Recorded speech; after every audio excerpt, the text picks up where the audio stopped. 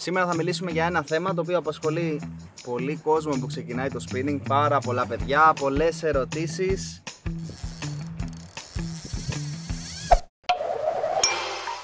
Ένα αφιέρωμα όσον αφορά τους λούτσους, το οποίο, πιστέψτε με ευχαριστεί πάρα πολύ το γεγονός το ότι θέλετε να σας πω μερικά πράγματα για αυτό το είδος, το οποίο συντρόφευσε αρκετά χρόνια της ζωής μου στα πρώτα στάδια, διότι συνδέθηκε πάρα πολύ με το ωράριό μου, με τις δουλειές μου και με το χρόνο που είχα για ψάρεμα, και ως επιτοπλίστων, επειδή είναι κάτι πολύ εφικτό και από κάποιον που δεν μπορεί να ταξιδέψει εύκολα, από κάποιον που δεν μπορεί να δαπανίσει πολλά χρήματα, είναι πραγματικά ένα ψάρεμα που μπορεί να χαρίσει συγκινήσεις,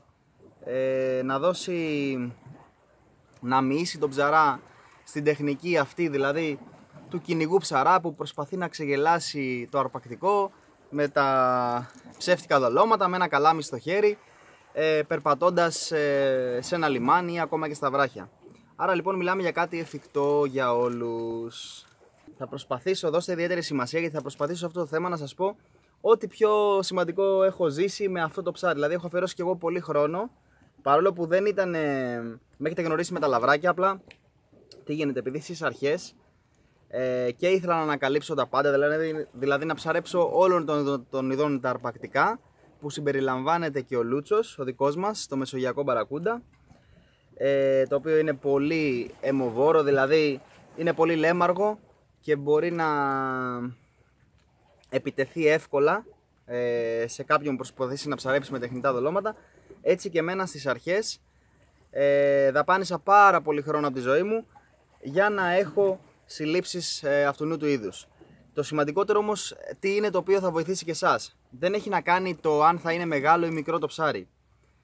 Προσωπικά όταν έβρισκα δύσκολα ψάρια και η επιμονή μου να τα πιάσω και να αλλάζω το ψάρεμά μου, τις συνθήκες, να προσπαθώ να δημιουργώ μια στρατηγική ώστε να ξεγελώ τα ψάρια που απλά ακολουθούσαν, όπως μου λέτε και εσείς πολλοί, ακολουθάνε, έρχονται μέχρι πίσω, στρίβουνε, δεν τρώνε εύκολα, κυνηγάνε το γόνο. Όλα αυτά λοιπόν και εμένα με προβληματίζανε, πού να πάω για ψάρεμα, πώς να πάω για ψάρεμα, πότε να πάω, πού να κυνηγήσω τους μεγάλους λούτσους, ας πούμε, και όλα αυτά γενικά που απασχολούν αυτούς που κάνουν τα πρώτα βήματα. Και όχι μόνο, έτσι. Οι ώρες λοιπόν που παρακολουθούσα τα ψάρια αλλά και πειραματιζόμουν στο πώς να τα ξεγελάσω, ήταν σταθμός στο πώς θα χειριζόμουν άλλου είδους τεχνικές αργότερα, κυρίως από τη βάρκα ή κυρίως η υπομονή μου στο να ξεγελώ πιο πονηρά ψάρια ή πιο δύσκολα ή που θέλουν άλλες απαιτήσεις. Το στάδιο λοιπόν αυτό, το ότι ψάρεψα πολλές ώρες τους λούτσους με τεχνητά και με σιλικόνες, ήταν και αυτό που με βοήθησε στο να κάνω το παραπάνω βήμα. Το ίδιο θα είναι και σε εσάς, δηλαδή δεν χρειάζεται να το δείτε σαν ένα ψάρι, είναι εύκολο, ας πούμε, ειδικά τώρα με τα δεδομένα που βρίσκεις εύκολα εξοπλισμούς, δίνεις κάποια λεφτά και έχοντας κάποια σύνολα έχεις πολλές πιθανότητες να πιάσεις κάποια ψάρια. Το θέμα λοιπόν είναι όταν τα ψάρια είναι δύσκολα και δεν τρώνε και πώς μπορούμε να τα ξεγελάσουμε. Πρώτα απ' όλα ξεκινάμε με το νούμερο 1. Το ξέρετε ότι δεν υπάρχει εποχή για λούτσους. Δεν υπάρχει, παιδιά, δεν υπάρχει. Κάποτε και εγώ πιο μικρός διάβαζα τα περιοδικά και αυτά. Δεν μπορούμε να πούμε ότι υπάρχουν συμπεράσματα. Κάθε χρόνο τα πράγματα είναι διαφορετικά. Ανάλογα την εποχή, ανάλογα τη θερμοκρασία, ανάλογα την περιοχή και τα ρέματα. Πού θέλω να καταλήξω, ότι δεν έχει καμία σχέση όσον αφορά το είδος αυτό, βασικά όσον αφορά όλα τα είδη, αλλά κυρίως το είδος αυτό, το ένα μέρος με το άλλο. Έχει επικρατήσει ότι φθινόπωρο και άνοιξη πιάνουμε λούτσους. Ναι, ειδικά την άνοιξη φαίνεται πως Απρίλη-Μάη, από τέλη Μάρτη και μετά υπάρχει μια μεγαλύτερη κινητικότητα. Αυτό, ας πούμε, σαν ποσοστό, τουλάχιστον στη χώρα μας, ας πούμε ότι είναι το πιο συντριπτικό ποσοστό στο να πιάσει κάποιος λούτσους σε ένα λιμάνι ή στα βράχια ή γενικά να ψαχτεί και να βρει αυτό το είδος, να συναντήσει αυτό το είδος ψαριού. Αυτό είναι μια αλήθεια. Ας πούμε ότι η άνοιξη έχει τις παραπάνω πιθανότητες. Όμως, παιδιά, επειδή έχω ψαρέψει πάρα πολλά χρόνια, είναι καθαρά θέμα τόπου. Δηλαδή μπορείς να πας το Γενάρη σε ένα μέρος και να δεις τους μεγαλύτερους λούτσους ή τεράστια κοπάδια, αμέτρητα ψάρια, τα οποία είτε για κάποιο λόγο μπαίνουν σε ένα λιμάνι, είτε για την αναπαραγωγή, είτε για οποιοδήποτε άλλο λόγο. Επίσης, μπορεί να μην είναι αυγωμένα μόνο την άνοιξη, δηλαδή συμβαίνουν ας πούμε αυτά τα παράλογα πράγματα. Μπορείς να πιάσεις μέσα στο καλοκαίρι να είναι αυγωμένα τα ψάρια, έχει να κάνει καθαρά θερμοκρασία. Όταν δηλαδή σε ένα μέρος η θερμοκρασία είναι 5 με 6 διαφορά, 5 με 7 βαθμούς διαφορά από ένα άλλο μέρος, αυτό είναι κάτι το οποίο θα καθορίσει αν θα μείνει ένα κοπάδι ή όχι σε μια περιοχή. Αυτό θα το δει κάποιος βέβαια μόνο ταξιδεύοντας. Αυτή είναι η πικρή αλήθεια, ότι θέλει, αν κάποιος θέλει να τα αναζητήσει περισσότερο, θέλει κάποια έξοδα, γιατί ίσως να χρειαστεί κάποιος να πάει σε κάποιο νησί να δοκιμάσει ή να αλλάξει χιλιομετρικές αποστάσεις μεγάλες για να συναντήσει ας πούμε αυτό το είδος ψαριού. Το ευτύχημα είναι ότι υπάρχει σε πάρα πολλά μέρη, δηλαδή η χώρα μας ενδεικνύεται πάρα πολύ για το ψάρεμα του λούτσου, ειδικά από στερεά Ελλάδα και κάτω, που έχει δηλαδή λίγο πιο βαθιές ζώνες και στο Ιόνιο και στο Αιγαίο. Το μόνο μέρος που μειονεκτεί είναι γενικά από Θεσσαλονίκη και πάνω, που έχει πιο πολύ ρηχές ζώνες, αμμουδερές εκτάσεις, που θα πρέπει κάποιος να πάει ας πούμε με βάρκα σε κάποια σημεία για να έχει παραπάνω πιθανότητες. Και πάλι όμως και στη Χαλκιδική υπάρχουν σημεία που μπορείς να συναντήσεις τους λούτσους. Πιο κάτω όμως τα πράγματα είναι αλλιώς, τεράστιες περιοχές, άγρια βράχια, βαθιές ζώνες, ακροτήρια, μεγάλα λιμάνια είναι must για το ψάρεμα του λούτσου.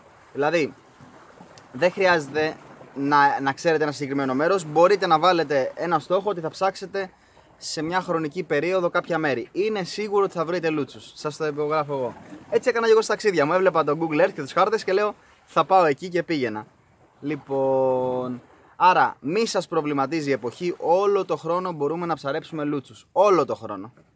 Το ψάρεμα του λούτσου πέρασε κάποια στάδια. Παλιά, πριν 15-20 χρόνια, πριν κάνει έξαρση στο spinning, θεωρούσαμε, και τότε θεωρούνταν τεχνητά ας πούμε 7-8 εκατοστά μεγάλα, πριν βγουν τα μεγάλα μήνου που προκάλεσαν την πραγματικά έτσι μεγαλύτερη ανάπτυξη και επιτυχία του spinning, και μπορούσες να πιάσεις τυράματα που δυσκολευόσουν πάρα πολύ με άλλους τρόπους, είτε στη συρτή είτε στο spinning. Ωραία. Ο λούτσος πάντα ήταν ένα ψάρι το οποίο κυρίευε τους ψαράδες στα λιμάνια. Άκουγες παράδειγμα, έβλεπες κυνήγια και ακούγαμε στο όνομα λούτσος με δέος, ότι όπου κυνηγάνε λούτσι π.χ. στο λιμάνι, είναι μεγάλος τυρευτής. Και ήταν, το θυμάμαι από μικρός αυτό, ήταν κάτι πολύ ιδιαίτερο και τρομερό. Πώς θα πιάσουμε λοιπόν τους λούτσους? Στις αρχές με κάποια μικρά μεσαία μήνου υπήρχαν συλλήψεις και πολλά κοψίματα βέβαια, γιατί λούτσος πάνω από κιλό μπορούσε άνετα να καταβροχθήσει ένα μικρό τεχνητό, ακόμα και μεγάλο, και να το κόψει. Περνούσε ο καιρός λοιπόν, περνούσαν τα χρόνια, περιοδικά, ίντερνετ, ειδικά με το YouTube για αυτά, το spinning σε έξαρση, εξέλιξη μεγάλη. Ήρθαν και στη χώρα μας μεγάλα τεχνητά, διαφορετικού είδους τεχνητά, με διαφορετικές πλεύσεις, τα οποία κάνανε τεράστια διαφορά. Έγινε ένα μπαμ δηλαδή, ειδικά τα τελευταία 10 χρόνια. Το στάδιο λοιπόν αυτό, το πρώτο στάδιο ήταν στο να ανακαλύψουμε το μέγεθος, την πλεύση και το χρώμα, που πραγματικά παίζει τεράστιο ρόλο, και πιστέψτε με, συνεχώς βγαίνουν καινούργια πράγματα. Και εγώ που νομίζω π.χ. ότι έχω 10 άσους στο μανίκι για να πιάσω, έχει τύχει να είμαι σε μέρος και να χρησιμοποιώ τα καλύτερα μου πράγματα που έχω πάρει παντού σε όλη την Ελλάδα και να μην μπορώ να πιάσω, και να δω κάποιον άλλον με κάποια απομίμηση που μπορεί να μην είναι ακριβό τεχνητό, οτιδήποτε, που έχει μια πλεύση και ένα χρώμα και να λειτουργεί. Αυτό λοιπόν είναι που μας τρελαίνει. Δηλαδή το σημαντικό είναι να μπορείς να έχεις το strike, την επιτυχία. Έτσι και εγώ λοιπόν ξεκίνησα, ψάρευα και έβλεπα τις διαφορές σε πλεύσεις, ειδικά στα σκληρά τεχνητά, και πάνω κάτω πώς πρέπει να είναι η προσέγγιση, ποιες ταχύτητες πρέπει να δοκιμάσω για να έχω αποτέλεσμα. Το πρώτο στάδιο λοιπόν ήταν αυτό, να ανακαλύψουμε ένα τεχνητό το οποίο θα είχε τη μεγαλύτερη απόδοση. Τελικά όλα τα μεγάλα τεχνητά έχουν απόδοση, απλά κάποιες συνθήκες, σούρουπο, ξημέρωμα, βράδυ, κάποιες μικρές αλλαγές μπορούν να κάνουν τη διαφορά. Μία μεγάλη επανάσταση στο ψάρεμα των λούτσων είχε γίνει όταν είχαν αναφερθεί και γίνανε γνωστές οι σιλικόνες στην Ελλάδα. Μάλιστα, δεν θυμάμαι τώρα, μπορεί περίπου πριν 10 χρόνια, Αυτό υπήρχε πολύ καιρό στο ψάρεμα στο εξωτερικό. Μπορεί και να το βλέπαμε, αλλά να μην το επιδιώκαμε, να μην το κάναμε. Ήταν λίγο πιο ψαγμένο, λίγο πιο εξειδικευμένο ψάρεμα, λόγω ότι ήθελε, ας πούμε, πιο σωστά ζυγισμένο εξοπλισμό, πιο ακριβό, για να μπορέσει να έχει την προσέγγιση αυτή. Κάτι το οποίο είναι τελώς έτσι, είναι πιο ποιοτικό ψάρεμα. Το να νιώθεις σιλικόνες και να μπορείς να ψαρεύεις μεσόνερα και πάντοτε τους λούτσους. Είναι ακόμα πιο εκλεκτισμένο ψάρεμα.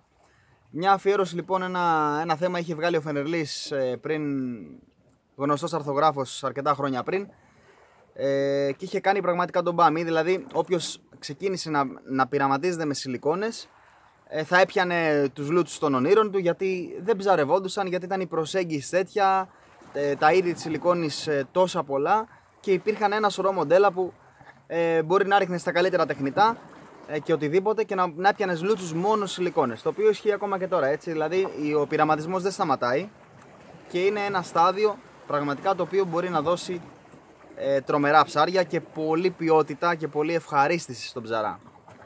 Όλα δίνουν ευχαρίστηση, απλά αυτό είναι το λίγο πιο προχωρημένο, το οποίο θα το δούμε και σε επόμενο θέμα. Για αρχή λοιπόν, must μεγάλα minnow, συνήθως 17 με 20 εκατοστά, και μεγαλύτερα να είναι πάλι εγώ πιστεύω θα το πάρει ο λούτσος. Είναι το νούμερο 1 τεχνητό για να κάνεις την πρώτη προσέγγιση και να ξεκινήσεις.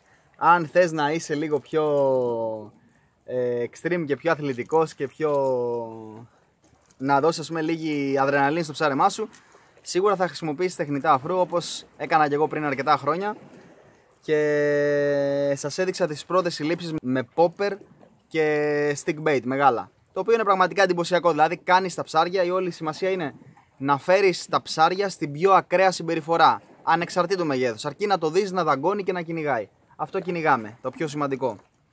Λοιπόν, αυτοί οι τρεις τύποι είναι οι βασικοί. Το ότι ο λούτσος, επειδή είναι αρπακτικό όπως και όλα, μπορεί να πιαστεί στα πάντα, δηλαδή από ένα booktail, από ένα jig, οτιδήποτε. Απλά στη χώρα μας, το ψάρεμα που είναι πιο εφικτό και ταιριάζει, ας πούμε ότι σιλικόνες, τεχνητά και top water είναι αυτά που πρέπει να δουλέψει κάποιος για να έχει αποτέλεσμα. Λοιπόν, τεχνητά σε διάφορα χρώματα μπορούν να κάνουν τη διαφορά.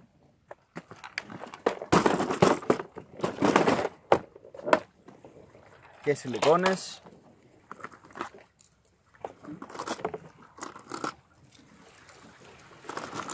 Βγήκαν εντωμεταξύ πάρα από τα τελευταία χρόνια στο ψάρεμα αυτό.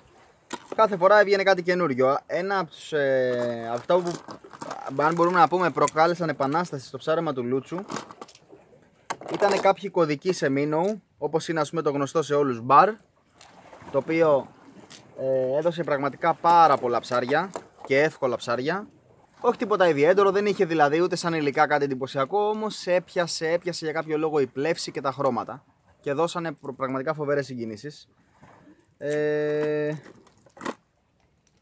Ανοιχτό χρώματα κάποιες φορές κάνουν τη διαφορά, όπως πορτοκαλί και κίτρινο. Και από εκεί και πέρα μεγάλα minnow με διαφορετικές πλεύσεις.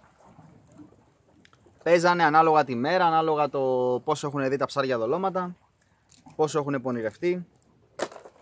Λοιπόν, ένα δόλωμα που έκανε επανάσταση, αλλά δεν το έχω εδώ πέρα, το οποίο ήταν ένα pencil, για τουλάχιστον 2-3 χρόνια από την εμφάνισή του δεν πιστεύαμε στα μάτια μας πόσο αποτελεσματικό είναι. Ήταν μια ζαργάνα λοιπόν, η οποία βυθιζόμενη κατέβαινε αργά και έπιανε λούτσους είτε στο κατέβασμα είτε με μικροτινάγματα. Αυτό ήταν το Saiori της Little Jack. Πραγματικά κορυφαίο τεχνητό στο ψάρεμα των λούτσων και των κυνηγών, έτσι, τα ξετρέλαινε. Πατήστε το να το γκουγκλάρετε, λέγεται Saiori, είναι της Little Jack. Κυρίως τα μεγάλα μεγέθη, 155 ήταν αυτό που δούλευε και μόνο του, έτσι. Μομότια, κάμια, ντουο.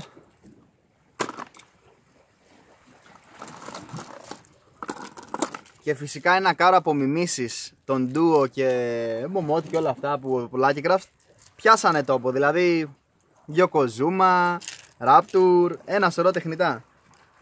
Θέλω να πω ότι πολλά τεχνητά και συνεχώς βγαίνουν, γιατί μια εταιρεία αντιγράφει την άλλη. Έλα όμως που κάποια έχουν κάποιες διαφορές και δουλεύουν και είναι πραγματικά εντυπωσιακό. μπορείς να πάρεις ψάρια ακόμα και με φθηνά τεχνητά. Άλλες φορές λίγο μικρότερα, 15, σε διάφορα χρώματα. Σιλικόνες, jerkbait, eels. Επανάσταση μεγάλη. Δεν νομίζω να σταματήσουν ποτέ να δίνουν ψάρια. Paddle tail, πιο νέας γενιάς, αλλά φυσικά και παλαιότερα, όπως τα ράγκλου, σταθερή αξία. Ένα μεγάλο ράγκλου με μια μολυβοκεφαλή πραγματικά μπορεί να κάνει θαύματα. Και εκεί που δεν τρώνε τα ψάρια. Μεγάλα τεχνητά αφρού, όπως αυτό, το Ilex Chatterer μου έχει δώσει πάρα πολλούς λούτσους. Και προς έκπληξη ένα τεχνητό το οποίο έκανε μεγάλη σφαγή σε γοφάρια κυρίως, το στήλο και απομιμήσεις του στήλο, σε ανοιχτόχρωμα χρώματα μπορούν να δώσουν και αυτά λούτσους. Είναι ακόμα πιο ωραίο και εντυπωσιακό να παίρνεις σε τεχνητά αφρού τους λούτσους, πραγματικά. Και φυσικά τα popper, έτσι, όποιος έχει popper μεγάλο, να μην διστάσει να το χρησιμοποιήσει παντού. Τους ξετρελαίνει. Εν τω μεταξύ είναι σούρουπο, έτσι, και θέλω να πιάσω και ένα λούτσο τώρα. Λοιπόν, πάμε τώρα σε ένα κομμάτι το οποίο ρωτάτε περισσότεροι, αργά, γρήγορα, τι να βάλω. Καταρχήν θέλει συνέχεια αλλαγές. Όλοι αυτοί οι τύποι τεχνητών θέλουν συνέχεια αλλαγές για να δείτε πού ερεθίζουν περισσότερο αυτά τα ψάρια. Δηλαδή, τι είναι αυτό που τα κάνει, είναι το χρώμα, είναι η πλεύση, είναι το μέγεθος. Δηλαδή, δεν υπάρχει οριστική απάντηση για το τι να βάλετε, ας πούμε, ή πότε να πάτε να ψαρέψετε. Είναι καθαρά θέμα χρόνου και αναζήτησης τόπων και σημείων που να τους το πλασάρεις καλύτερα. Έτσι είναι σε όλα τα είδη ψαριών. Όταν τα βρεις λοιπόν αυτά, έχεις και τις παραπάνω πιθανότητες για επιτυχία.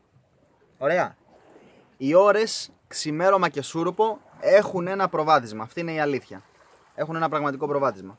Για αρχή είπαμε μεσαίας κατηγορίας spinning, δηλαδή medium heavy, είναι το πιο σωστό σύνολο για να ψαρέψεις λούτσους, κυρίως από βράχια, από άγρια μέρη, που μπορούν να κάτσουν και άλλα θυράματα, άρα να έχεις πιθανότητες να κρατήσεις με P1,5 ας πούμε και καλύτερα παράμαλα από 40 και πάνω, όταν η λούτσι ας πούμε 40 είναι αρκετά δυνατό, απλά κόβεται εύκολα και 50 ακόμα κόβεται, αλλά ας πούμε ότι από 40 και πάνω ενδεικνύεται στο ψάρεμα αυτό. Θα το ψαρέψουμε τους λούτσους. Λοιπόν, σαν κριτήρια πρώτα αυτά ξεκινάμε είτε σε λιμάνι είτε σε βραχοτοπιά με medium spinning, ένα καλάμι δηλαδή 10-45, 15-50, 20-50, 20-60 max. Είναι ιδανικό για μεγάλα τεχνητά και τεχνητά αφρού, στο να μπορούμε να ψαρέψουμε με μεγαλύτερη ευκολία τα ψάρια αυτά. Στα επόμενα στάδια εμπειρίας πέφτουμε και σε λιγότερα γραμμάρια, δηλαδή ένα καλάμι max 35, max 40, να παίξει και βαριές σιλικόνες, ακόμα και πιο light. Αλλά αυτά είναι πιο ωραίο το ψάρεμα αυτά, απλά είναι το επόμενο στάδιο. Εφόσον πιάσετε κάποια ψάρια, δείτε πώς περίπου πρέπει να καρφώσετε, να παλέψετε, πόσα περιθώρια πρέπει να δώσετε στο ψάρι. Είναι καθαρά θέμα χρόνου και εξοικείωσης όλα αυτά. Στο να τα ταιριάξετε. Αυτό είναι δηλαδή το σημαντικότερο. Και όχι απαραίτητα ένα ακριβό σύνολο. Ένα σωστό σύνολο και οι διαμέτρους πέφτουν σιγά σιγά όσο περνάνε τα χρόνια. Δηλαδή, μπορούμε να πιάσουμε και ένα πολύ μεγάλο λούτσο εύκολα με P1 και 30 παράμαλο, αν δεν πιάσει δόντια. Αλλά αυτό για να γίνει πρέπει κάποιος να έχει ψαρέψει αρκετά και να έχει καταλάβει στο περίπου ποιο δόλωμα θα ρίξει και πότε. Όσον αφορά όμως το αρχικό στάδιο που είναι ένα καλάμι medium spinning 2,70 ας πούμε με max 45, για τα μεγάλα τεχνητά και για την αρχή είναι ό,τι πρέπει. Όπως έχω εγώ εδώ πέρα ας πούμε. Έχω ένα σύνολο medium heavy max 50 με ένα 4.000 μηχανισμό και ένα μεγάλο minnow. Πάω να δοκιμάσω μήπως έχω και κάποιο live strike.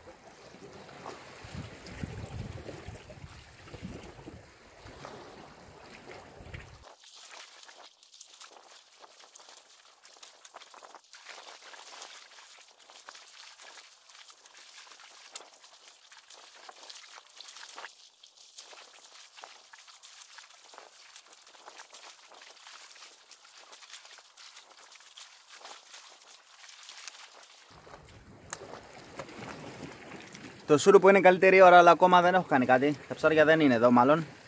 Θα ψάξω και πιο δίπλα.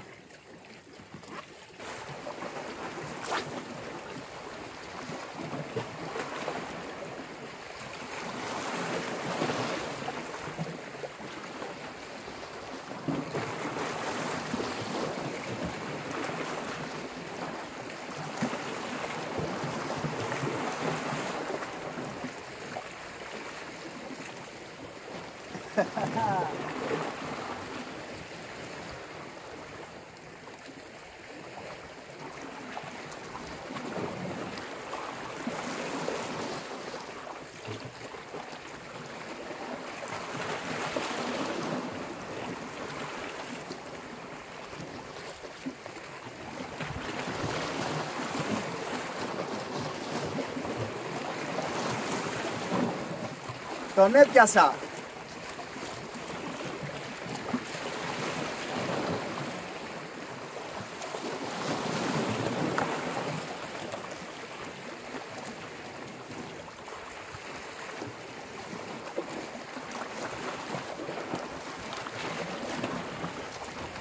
Είναι και μεγάλος. Πάντα σούρουπο προς νύχτα είναι η καλύτερη ώρα. Δεν θα μπορούσε να ήταν το καλύτερο αποτέλεσμα που θα μπορούσα να είχα.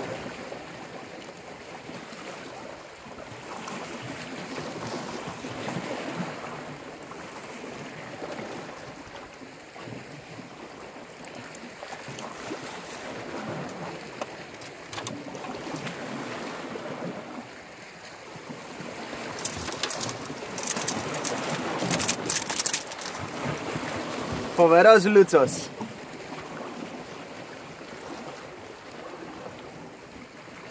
Δυόμιση κιλά.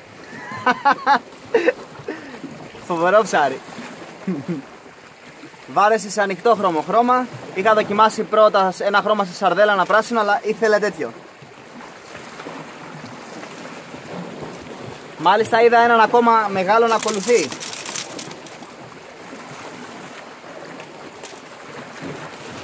Αυτό είναι το δείπνο μου.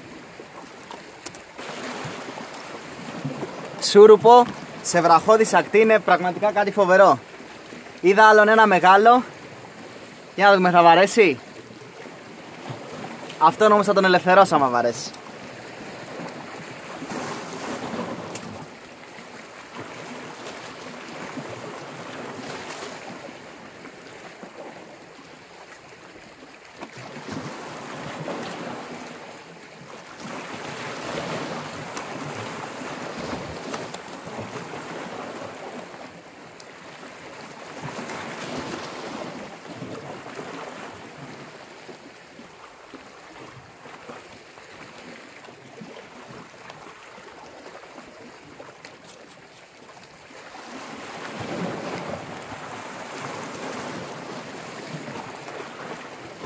Βάρεσε και τον έχασα.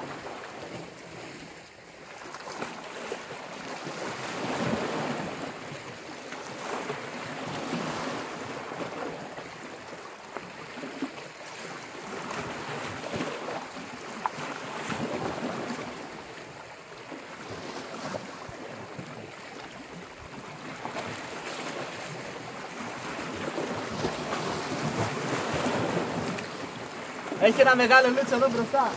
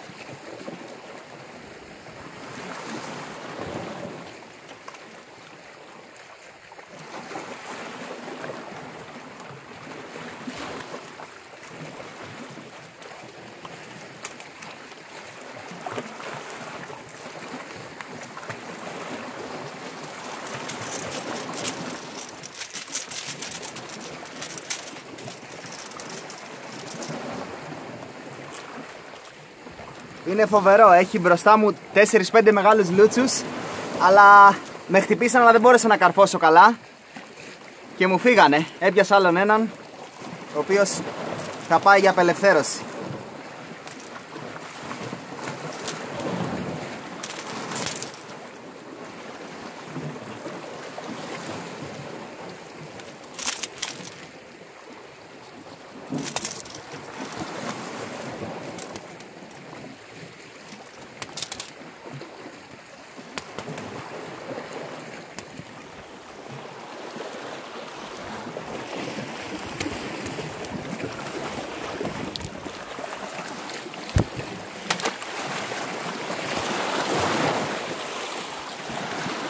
Φοβερό τελείωμα.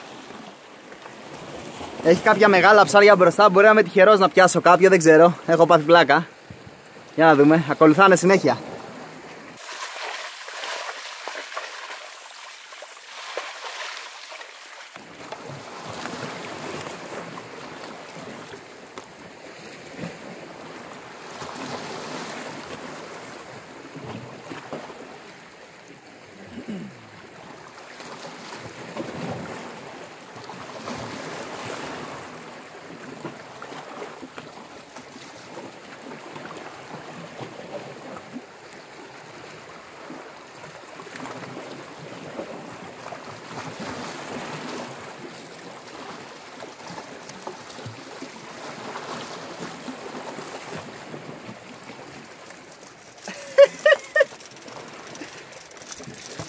Από τη λύσα και την ταχύτητα ποιος θα αρπάξει πρώτος? Ένας πιάστηκε από τη ράχη. Αυτή είναι η λούτσι, παιδιά. Σούρουπο, φεγγάρινα και πριν την πανσέλινο. Είναι κάτι τρομερό. Οι καλύτερες συνθήκες.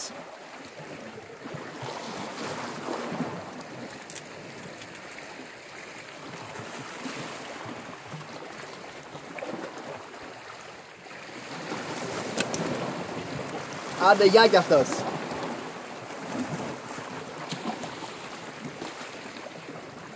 Φοβερή μέρα.